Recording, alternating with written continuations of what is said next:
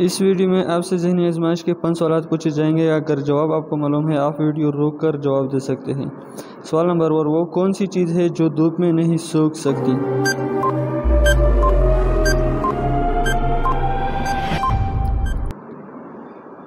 पसीना।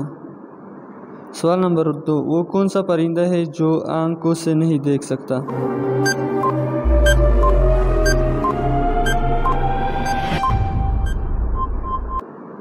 चमगादड़। सवाल नंबर 3, वो कौन सा परिंदा है जिसके सर पर पाँव होते हैं?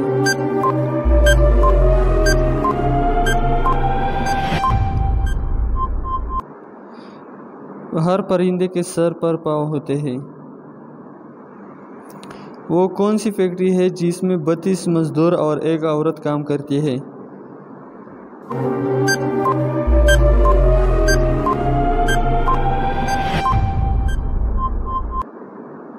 आपका मुंह, यानी 32 दांत एक ज़बान।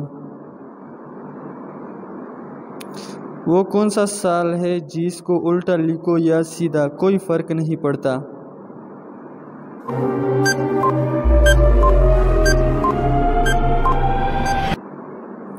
1991।